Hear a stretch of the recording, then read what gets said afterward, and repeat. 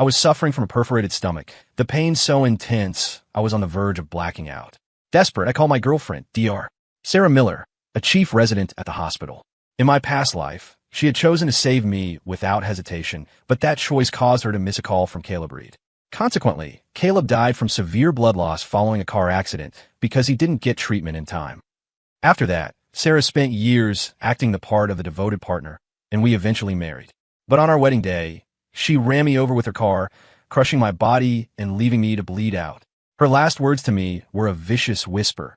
Caleb died in despair, just like this. Now it's your turn to taste it. I was reborn, snapping back to reality on the very day my stomach perforated. I called Sarah again. This time, she chose Caleb. According to protocol, you should be calling 911. Not me directly, she said, her voice cold.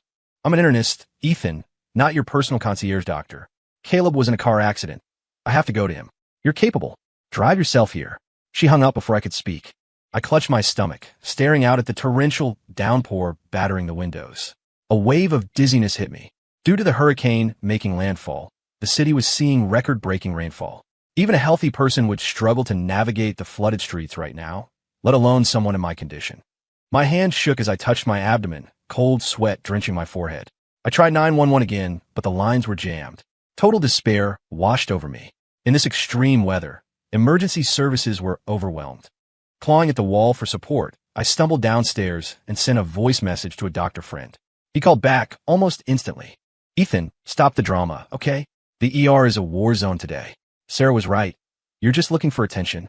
No, I have a perforated stomach. Please help me. Drop the act. If you have time to make calls, you have time to drive yourself.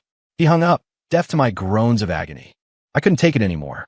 Looking at the rising floodwaters outside, I gritted my teeth and waited out. I could barely see the path ahead. I didn't make it far before I collapsed into the murky, foul-smelling water. The sensation of suffocation mixed with the searing pain in my gut, and darkness began to take over. Through the haze, I heard someone calling me. The sharp scent of antiseptic filled my nose. I forced my eyes open and saw the familiar white coats. Relief washed over me, until the next second when I was shoved aside. Doctor, what about this patient? Before an answer came, the curtain in front of me was ripped open. A voice sneered, ignore him. He's faking it. Faking it. He's Sarah Miller's boyfriend. He's just jealous and acting out. He's been harassing her about getting married. A neighbor saw him fall in the water and brought him in. This guy has so many tricks. Oh, it's him? Shameless. Get him out of here. Don't let him waste a bed. I was sweating profusely from the pain, my lips colorless. Hearing them, panic set in. I'm not. The curtain was pulled back further, revealing a young nurse. Jessica. So you're Ethan Cole. Get out. We don't have time for your games. She signaled security to drag me off the gurney. My face was paper white. I couldn't even form words. Jessica, please. Help me. I need an endoscopy. Enough. Sarah told me everything. You're faking. You were drinking at noon, and now, suddenly you're dying? Don't waste our resources. Get out. Just then, Sarah appeared, rushing in while pushing a gurney carrying Caleb Reed. Jessica, check him quickly. Car accident. She turned and saw me being hauled away by security. Her face twisted in annoyance. What are you doing here? Ethan, are you actually this pathetic? Stalking me all the way to work? You said you were too sick to move. So how did you get here? I was trembling violently, held up only by the guards on either side of me. I had no strength left. I hung my head, whispering at least give me 2 painkillers. Please. Caleb grabbed Sarah's arm, playing the martyr. Sarah, check him first. I'm fine. Ignore him, Sarah snapped. If he wants to die, he can do it somewhere else. Drag him out. I never imagined Sarah could be this cruel. Hearing her order and seeing the ER doctor ignore me, the security guards tightened their grip and dragged me toward the exit. In that moment, it felt like my insides were being incinerated. Tears and mucus streamed down my face uncontrollably. Patients in the waiting area stared in shock. What's wrong with that guy? A guard shouted. He's wasting public resources. Faking sick and got kicked out. People like that exist. The looks of disgust from the bystanders left me no way to defend myself. I grabbed at anything I could, begging, I'm not. Help me, please help me. My face was ghostly pale, but no one listened. They dragged me right out the hospital's automatic doors and dumped me on the wet pavement. I sat there, paralyzed by pain. I tried to pull out my phone, but my fingers spasmed so badly I couldn't unlock it. There were other hospitals in Seattle, but getting here had taken everything I had. The rain was pounding down again. I slumped against the brick wall, curled into a fetal position, my consciousness fading. Suddenly, an umbrella shielded me from the rain. Ethan, what happened to you? I cracked my eyes open and gripped the stranger's pant leg. Help! Help me! It hurts! The security guard stepped forward. Don't listen to him, miss. He's faking it. Dr. Miller ordered him removed. The woman frowned deeply, but crouched down anyway. You people are insane. Can't you see his face is gray? Who fakes it like this? Ethan, where does it hurt? She touched my forehead. You're burning up. Shaking, I pressed my hands against my abdomen. Stomach. She pressed gently. I nearly vomited from the agony. But when she pressed a second time, my body gave out. I retched, and a mouthful of blood splattered onto the concrete. She gasped. Hurry, get him to the ER. Now, the guards panicked. They hadn't expected the guy they just threw out to start vomiting blood. Someone nearby, seeing that I had just been dragged out by security, ran over and started filming with their phone. I'm documenting this, the bystander yelled. I passed out before I could say thank you. I didn't know how much time had passed when I heard a voice. Ethan, can you hear me? It was Dr. Emily Vance, Sarah's colleague and former classmate. I blinked slowly. Emily's voice was grim. You have a gastric perforation? We need to operate immediately. I need a signature. I raised a trembling hand. Emily quickly read through the liability waiver and asked, can you sign? Biting my lip until it bled, I pressed my fingerprint onto the digital pad. She rushed me into the OR. The surgery lasted 3.5 hours. Later, I heard Emily fuming. Sarah Miller is a disgrace. She couldn't diagnose a basic perforation. How is she even a doctor? If this gets out, this hospital is finished. I didn't know what was going through Sarah's mind, thinking I would fake something like this. When I was wheeled out and transferred to the ICU, the anesthesia began to wear off. I woke to find someone sitting by my bed. It was the woman from the hospital entrance. Maya. She looked at me with concern. You okay? I nodded weakly. Thank you. I have the video I recorded. I sent it to your phone. I charged it for you too. I saw my battery was full. Watching the video she sent, my emotions were a tangled mess. Sarah, the woman I loved, thought I was a liar. A stranger, Maya, gave me the benefit of the doubt and saved my life. After thanking Maya and watching her leave, I was alone in the room for only a moment before the door burst open. It was Sarah. Seeing me lying in the hospital bed hooked up to monitors, a flicker of guilt and apology crossed Sarah's eyes. Caleb followed close behind her. Ethan, I came to see you, Caleb said, his voice dripping with faux sincerity. Sarah said you were faking, and I even tried to persuade her otherwise. Now that I see you're okay, I'm relieved. I looked at Sarah. Are you done? If you're done, get out. Sarah's face darkened. Ethan, you've got some nerve. It's just a perforated stomach. You're fine now. Caleb is the one with an injured leg, yet he still came to visit you. Watch your attitude. I looked at her indignant rage and almost laughed, but the movement tugged at my stitches. I grimaced. Sarah got angrier. Ethan, you drank yourself into a hole, came to the hospital to put on a show, and now you're giving me this look? What exactly do you want? I stopped smiling and looked her dead in the eye. Sarah, I've thought about it. Let's break up. A spark of joy flashed in Caleb's eyes. Sarah frowned. Are you done throwing a tantrum? I just didn't expect you to actually be sick. You've lied so many times before. That's why I didn't believe you. And now you want to break up over this little thing. The lying she referred to was a misunderstanding from a business trip months ago. I had severe back pain and told her I felt like I was dying, joking that it might be terminal. Terrified, she skipped a board meeting to fly to me, only to find out it was a muscle spasm. She was reprimanded by the hospital for that. Thanks to her, her colleagues all labeled me as the high-maintenance boyfriend. With Caleb in the picture constantly playing the victim, my relationship with Sarah had been deteriorating for months. And now, she wouldn't even agree to the breakup. Isn't this what you want? To be with Caleb? I asked. I'm giving you the green light. Sarah's face turned an ugly shade of green. Caleb and I aren't like that. Caleb looked at her with feigned shock, then turned a pitiful gaze on me. Ethan, I know you hate me. It's my fault. I shouldn't have relied on Sarah so much. Stop it, I snapped. You know you're clinging to her, yet you keep doing it. That's called being cheap. I'm sorry I was wrong. If you're sorry, get on your knees. Look at her words. Sarah clenched her fists. Ethan, enough. And you. I turned my gaze to Sarah.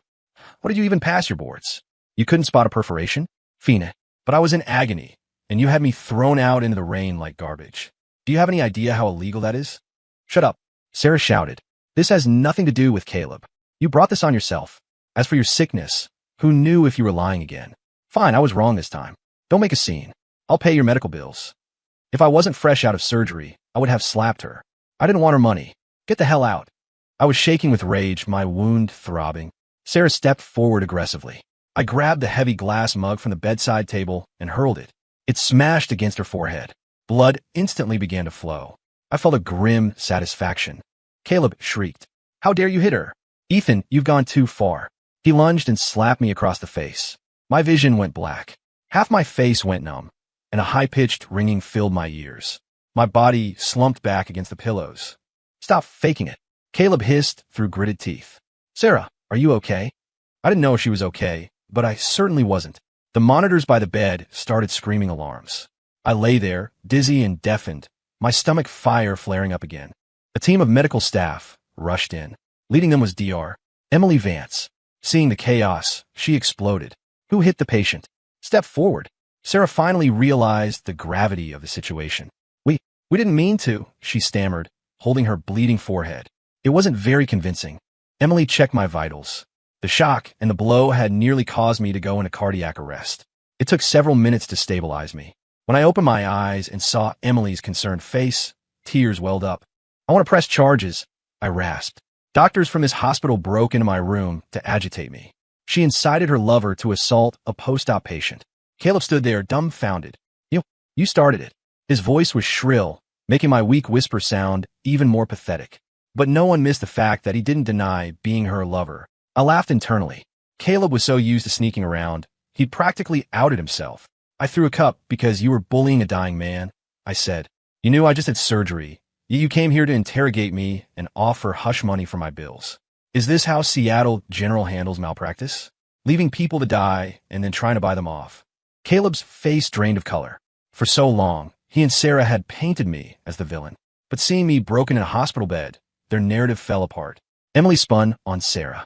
When you had security drag him out, people filmed it. Administration is already in a panic meeting trying to figure out how to spin this. And you come here to add assault to the list? Sarah, is your brain made of paste? Get out and go write your incident report. Now. Sarah was speechless. I looked at Caleb and took a deep breath. I've already called the police. I held up my phone. Caleb, Judgment Day is here. Caleb froze. I looked at Sarah again. I meant what I said about breaking up. Don't come back. Sarah saw the icy resolve in my eyes and finally understood. I was done. Rest now. Emily told me gently. She checked my bandages. The wound had bled a little from the stress. She treated it, though it stung sharply. I insisted on a forensic injury report. When the police arrived, they pulled the room's security footage. It clearly showed Sarah and Caleb harassing me, and my reaction was deemed self-defense against extreme provocation. Caleb was arrested for assault. Ethan, he didn't mean it. Sarah started, looking panicked. Get out, Sarah. You should be worrying about the court of public opinion, not him. She was sinking, yet she still tried to save him. Pathetic. After Caleb was hauled away, Emily finished dressing my wound. Don't push yourself, she scolded, though her tone was kind. And control your temper. Your life is yours. Stop wasting it on people who don't matter. It was ironic. Strangers and colleagues treated me better than my fiancé.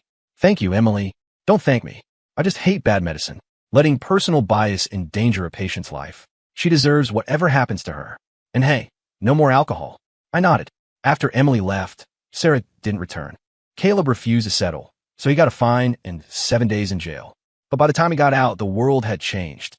Because of Sarah and Nurse Jessica's negligence, a critically ill patient was dragged out of the ER into a hurricane. If not for a conscience-stricken doctor finding me, I would have been the first patient in hospital history to die on the curb after being evicted.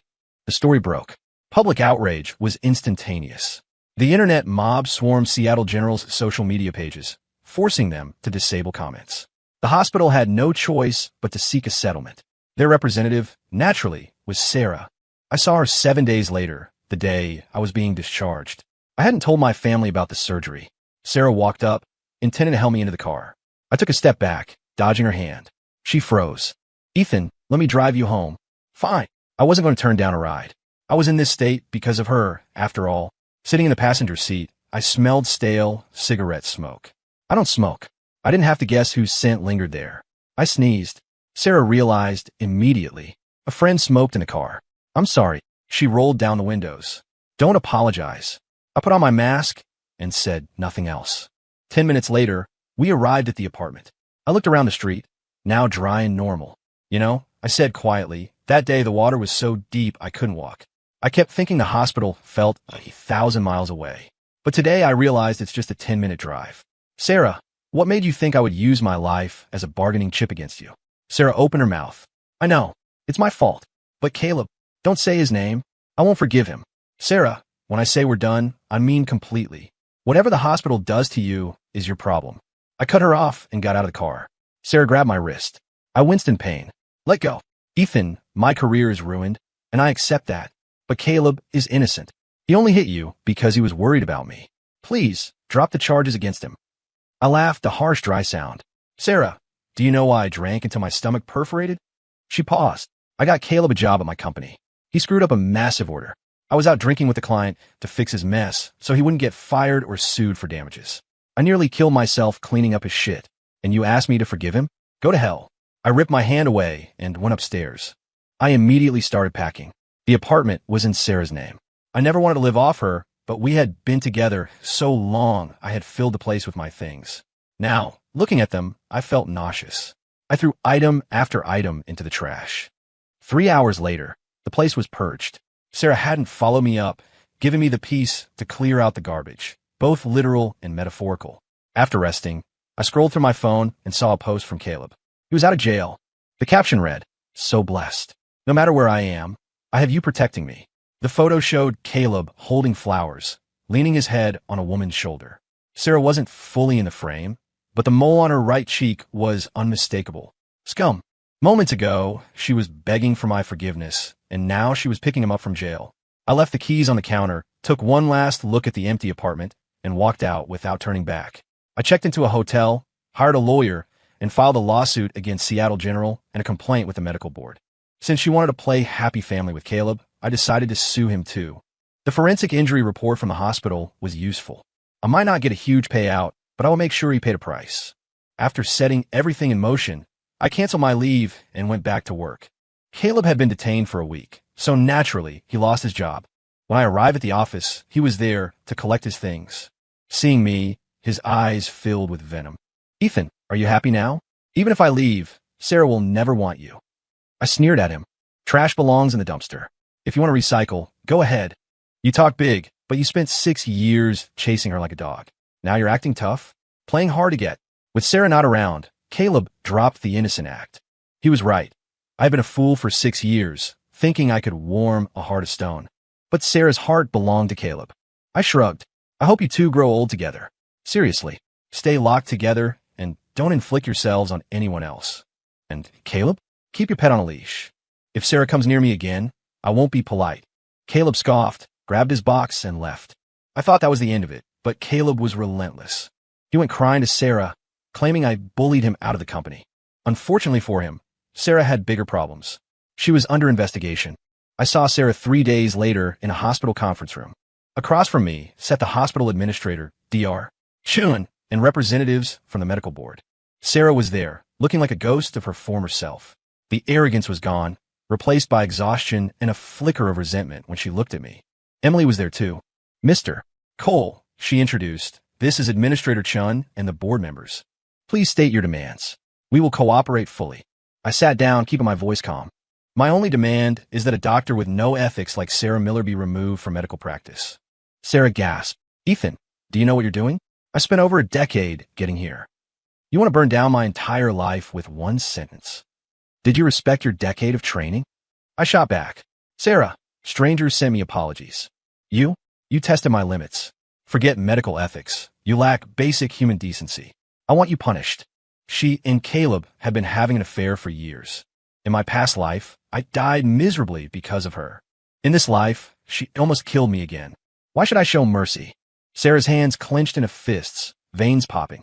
She wanted to scream, but she knew she had no leverage. Dr. Chen exchanged looks with the officials. Mr. Cole, training a doctor is a significant investment. Dr. Miller acted out of personal bias, which makes her unsuitable for her current role. We have decided to transfer her to the logistics department. Does that suffice? Sarah froze. Dr. Chun, Quiet, Chun ordered. Mr. Cole, we will also offer financial compensation. I didn't refuse the money. It was what I was owed. The trauma she inflicted wouldn't vanish, but cash helped. The negotiation lasted 2 hours. I signed the settlement. Sarah was banished to the basement archives. She would try to climb back up, but in this hospital, her reputation was dead. I wasn't done. Once I left, I posted everything online, the video, the police report, the settlement. I declared the matter resolved and that I was moving on. But the internet didn't let it go. Ethan, blink twice if you're being threatened. I heard Dr. Miller dumped you for that other guy. What does he have that you don't? I know that guy. Caleb Reed. He's a regular at the downtown bars. Total mooch. Dr. Miller picked up a real winner. How do women fall for guys like that? He's a walking red flag. He's a textbook narcissist. Anyone with eyes can see it. So that was it. Caleb was cheap, easy, and available. The internet did its work. I provided the final nail in the coffin. Over our 6 years, I had accumulated evidence. Every time Caleb interfered, every photo and video he sent me to taunt me. I released a clear timeline. It destroyed them. Caleb was unemployable. Sarah was stuck in the basement of a hospital where everyone despised her. Not long after, I got a text from Emily. Ethan, Sarah is pregnant. I was surprised. I knew they were together, but that was fast. How far along? I asked. Almost 2 months. I saw her file. She sent out invitations. She and Caleb are getting married. Hearing she was marrying someone else still stung a little, a phantom pain from a limb I'd already cut off. But then I laughed. I sent a voice note. Let them marry. I hope they stay together forever. Just keep them away from me. Emily replied with a smiley face. I was worried you'd be upset. Good to see you're free. I requested a transfer to a different district at work. I buried myself in my job, ignoring the circus of Sarah's wedding. Emily told me Caleb live-streamed the wedding on TikTok, trying to act like an influencer, only to get roasted by trolls. A month later, I met Emily for dinner. She leaned in, voice lowered. Sarah miscarried. I dropped my fork. What? Turns out Caleb hasn't changed. He got wasted, came home, and thought Sarah was one of his bar hookups. He was forceful. She lost the baby. She's filing for divorce. It hasn't even been 3 months. Is she going to come after me? I asked, half joking. Maybe. Emily laughed. Watch her back. But honestly, she's too ashamed to face you. I went home after dinner, thinking my past was finally dead. But when I got to my new apartment, Sarah was waiting at the door. Why are you here? She looked gaunt, her eyes sunken. She grabbed my sleeve. Ethan. I shook her off. What do you want? Ethan, can we start over? Please. I looked at her with disgust. Sarah, you make me sick. We have nothing. I was wrong, Ethan. I was so wrong. I thought Caleb was this pure, perfect soul, but he's a monster. He treated me like garbage. I lost everything. It's my karma. On my wedding day, people called me names, said I was wearing green hats. I didn't believe them. But now, how did I end up here? She laughed bitterly, tears streaming down her face. I looked down at her coldly. This was your choice. In another life, you killed me for him. In this life, you finally got him. Don't be greedy. You made your bed. Sarah looked up, eyes red and vacant. So, you remember too. Ethan, I really messed up. I'm not asking for forgiveness. Just give me a chance to make it up to you. Make it up to me. I sneered. How? You're going to divorce him, marry me, and then spend the rest of your life suffocating me with your guilt? Is that the plan? Her lips moved, but no sound came out. If not, then get lost. Every time I see you, I feel nauseous. Her face went pale. It shouldn't be like this. In the last life, we got married. We were supposed to. Sarah, you haven't had a place in my life for a long time. I pointed to the stairs. Get out. Sarah refused to move, sobbing louder. Suddenly, a shadow lunged from the stairwell, slamming Sarah against the hallway window. Sarah, you cheating witch. I knew you were no good. Still thinking about him, aren't you? Eating from the bowl while staring at the pot. It was Caleb. He looked deranged. I'll kill you. I'll kill you both. Caleb pinned her against the window frame. My apartment was on the 6th floor. They wrestled in the narrow corridor. I pulled out my phone instantly. I wasn't getting blamed for this. I was about to call 911 when a piercing scream tore through the air. Crash. Sarah shoved Caleb hard. The old latch on the window gave way. Caleb tipped backward, flailing, and plummeted out of sight. I froze. I shoved Sarah aside and leaned out. Down below, on the concrete of the parking lot, Caleb lay motionless in a widening pool of dark blood. I turned to Sarah. She was shaking, eyes wide with horror. No, I didn't mean to kill him. You idiot. I shouted. Go down there and try to save him. You're a doctor. Sarah snapped out of her trance and bolted down the stairs. But it was useless. By the time I got down, bystanders had gathered. Caleb was gone.